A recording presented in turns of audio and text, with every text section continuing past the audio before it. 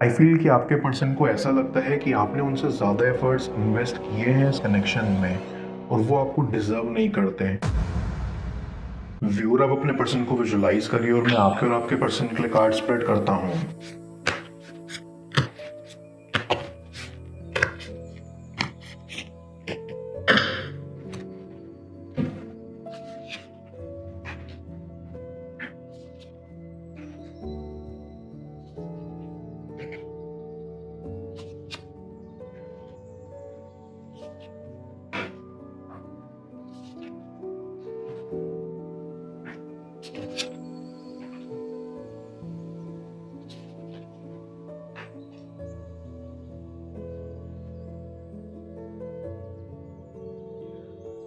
I can sense कि आपका connection बहुत ही खूबसूरत था शुरुआत के दौर में। ऐसा भी नहीं था कि सिर्फ आपकी साइड से ही एफर्ट्स इन्वेस्ट होते थे, लेकिन आपके पर्सन की साइड से भी इक्वल एफर्ट्स रहे थे। कुल मिलाकर आप दोनों एक दूसरे के साथ बहुत खुश थे, बहुत फन करते थे और सुख दुख में साथ रहते थे। लेकिन जैसे हर चीज़ को एक ना एक दिन ख़त्म होना ही होता है, वैसे ही आपके कनेक्शन के साथ भी कुछ ऐसा ही हुआ। आई कैन फील कि आप दोनों की लाइफ में बहुत स्ट्रेस आ गया था, करियर को लेकर, जॉब को लेकर, फैमिली को लेकर, जिस वजह से आप दोनों ही इस कनेक्शन को वक्त नहीं दे पा रहे थे। और उसी वजह से आपके बीच में मिसअंडरस्टैंडिंग्स भी हुई और आर्ग्यूमेंट्स भी हुए और एट द एंड कनेक्शन बिखर सा गया।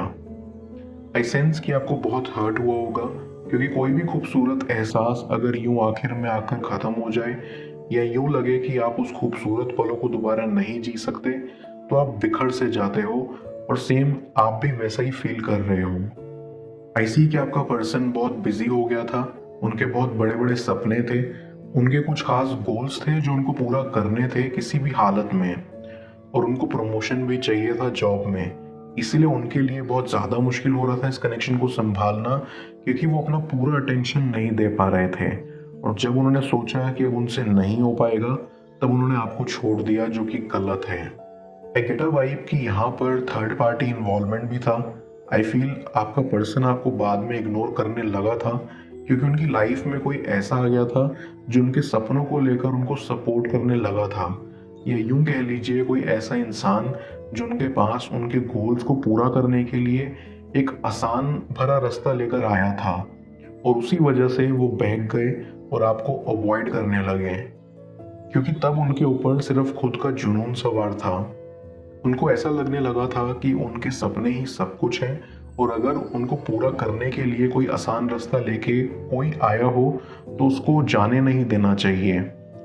एंड आई सी कि इस वजह से भी आपके बीच में काफ़ी मनमुटाव रहे थे, क्योंकि आपको लगता था कि आपका पर्सन उस थर्ड पार्टी के लिए फील करने लग गया था, लेकिन ऐसा कुछ भी नहीं था। हाँ, ये कह सकते हैं कि एक लस्ट वाली फीलिंग रही होगी या एक लालच भरा मन, लेकिन प्यार कभी नहीं था। प्यार उन्होंने सिर्फ आपसे ही किया था, बस वो यहाँ डगमगा गए थे। Back of the mind I see कि उनको आपकी साइड से इनडायरेक्टली प्रेशर आता था, फिर चाहे आपने कभी अपनी साइड से कोई प्रेशर नहीं रखा। वो अपने वर्कलोड को लेकर इतना थक चुके थे कि उनको हर साइड से ही प्रेशर फील होने लगा था। उनकी बस यही इच्छा रह गई थी कि किसी भी तरह ये सारी चीज़ें ख़त्म हों, और अपने स्ट्रेस के चलते उन्होंने ये नहीं देखा कि ये कनेक्शन कितना प्योर था, इसको वैल्यू देनी चाहिए थी और यूं बीच में आकर नहीं छोड़ना चाहिए था। कुछ समय आपसे अलग होने के बाद वो डिप्रेशन में भी चले गए थे, क्योंकि असली झटका तो उनको तब लगा था जब उनको एक्चुअल में ये रियलाइज हुआ कि आप प्रेशर नहीं थे, आप एक बहुत कीमती सपोर्ट सिस्टम थे जिसकी उन्होंने कदर नहीं करी। अब आपके पर्सन को ऐसा लगता है कि आपकी लाइफ कोई खेल नहीं है, कि जब चाहे वो आना चाहें तो आ सकते हैं और जब चाहे जाना चाहें तो जा सकते हैं। उनको ये एहसास होने लगा है कि उन्होंने कितनी बड़ी गलती की है आपके साथ ऐसे बिहेव करके। उनको शर्मिंदगी महसूस होती है कि वो किस तरह आपसे नज़रें मिलाने की हिम्मत जुटा पाएंगे।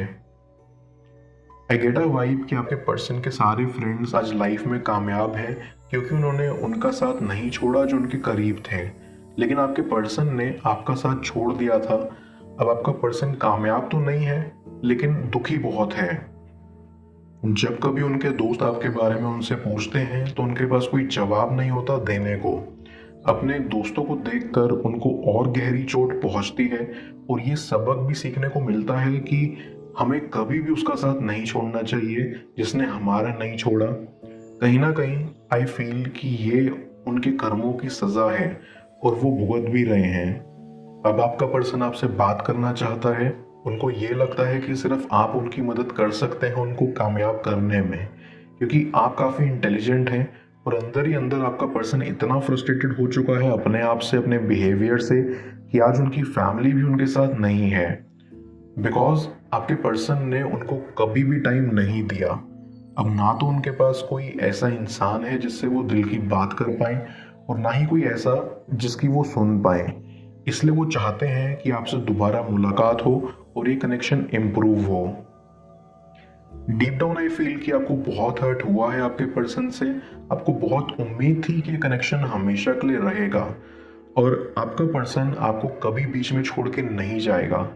लेकिन क्योंकि सच्चा प्यार कभी मरता नहीं है, इसलिए आप आज भी उनके लिए फील करते हो और उनका अच्छा ही चाहते हो। बस आपकी ये ख्वाहिश है कि उनको अपनी गलतियों का एहसास हो और आपकी कमी महसूस हो, जो उन्हें डेफिनेटली हो रही है।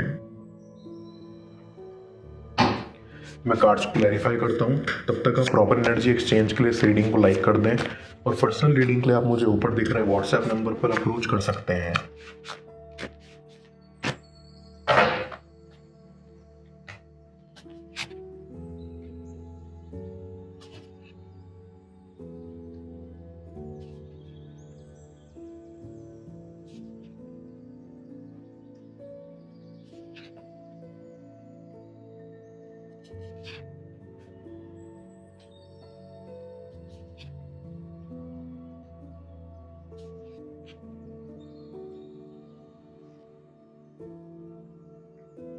आई फील कि आपके पर्सन को ऐसा लगता है कि आपने उनसे ज़्यादा एफर्ट्स इन्वेस्ट किए हैं इस कनेक्शन में और वो आपको डिजर्व नहीं करते।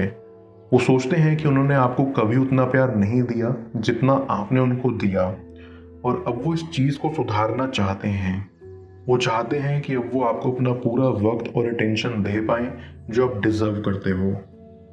आई कैन सेंस कि आप भी उनको एक दूसरा मौका देना चाहते हैं और ये बहुत अच्छा साबित होगा आपके लिए, क्योंकि आपको एक क्लैरिटी मिलेगी इस सिचुएशन को लेकर। आपको समझ में आएगा कि आपका पर्सन क्या फील करता है और कैसी सोच रखता है आपको लेकर। फिर आप अच्छे से अपने डिसीजन ले पाएंगे कि आपको आगे क्या करना है। आई ऑल्सो फील कि आपका पर्सन, क्योंकि वो बहुत शर्मिंदा है अपनी हरकतों की वजह से, इसलिए वो आपके दोस्तों के जरिए आप तक मैसेज पहुंचा सकते हैं आपसे मिलने के लिए। ऐसी कि वो यहाँ बेताब भी होंगे आपसे बात करने के लिए, क्योंकि उनको लगता है कि सिर्फ आप ही हैं जो उनकी सच्चे मन से परवाह करते हैं और अब वो आपको किसी भी कीमत पर खोना नहीं चाहते। इसलिए वो आपके दोस्तों से भी सलाह मशवरा करते रहते हैं कि आपको कोई सरप्राइज दें या आपके लिए कुछ स्पेशल प्लान किया जाए जिससे आप खुश हो जाएं और आपकी सारी नाराजगी दूर चली जाए। आप दोनों ने अपनी फैमिलीज को भी अपने कनेक्शन के बारे में बता रखा था और आपकी शादी की बात भी चलना शुरू हो गई थी, लेकिन बीच में आकर चीजें खराब होने की वजह से आपकी शादी में अड़चन आ गई। इसीलिए भी आप दोनों के ऊपर प्रेशर था कि फैमिलीज को कैसे डील करेंगे और अब आप दोनों के परिवार चाहते हैं कि आपका रिश्ता एक बार फिर बंध जाए और अब इस बार ऐसा बंधे कि दोबारा टूटे ही ना कभी। ऐसी कि आपके पर्सन को लगने लगा था कि आपको एक स्टेबल पार्टनर चाहिए और इसीलिए वो स्टेबिलिटी पर काम करने लग गए थे। लेकिन आप तो हमेशा से उन्हीं को पसंद करते थे जैसे वो थे। आपने कभी भी उनको बदलने को नहीं कहा, लेकिन कहीं ना कहीं उन्होंने अपने दिमाग में ये विचारधारा बना ली थी कि आप उनके साथ नहीं रहेंगे फ्यूचर में जब तक वो कामयाब नहीं हो जाते। इसीलिए भी उन्होंने सोचा कि अपने काम पर ध्यान दिया जाए। हालांकि उनका ये विचार गलत था।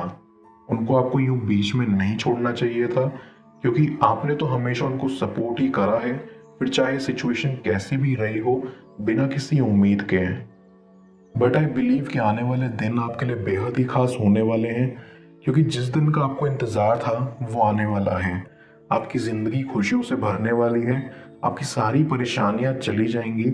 आपका पर्सन आपसे वो सब कह पाएगा जो वो कहना चाहता है और जल्दी आप दोनों के बीच सब कुछ ठीक हो जाएगा।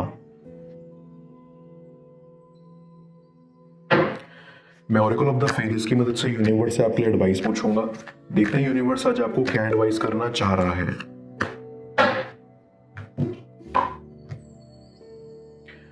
Find balance. ये फेरी आपको गाइड करना चाहती है कि आपको अपने काम, रिलेशनशिप्स, खुद के लिए प्ले टाइम, इन सबके बीच एक बैलेंस फाइंड करने की ज़रूरत है एंड उस पर आपको काम करना चाहिए। सभी चीज़ों के बीच बैलेंस ढूंढने से आप अपनी लाइफ में ज़्यादा एनर्जी, हार्मनी और मैनिफेस्टेशंस को तेज़ी से यहाँ अट्रैक्ट करोगे। इस फेरी के ज़रिए मुझे ये भी फील हो रहा है कि आप खुद पर कम ध्यान दे रहे हो। आई फील बैलेंस के साथ साथ आपको सेल्फ लव पर भी फोकस करना चाहिए।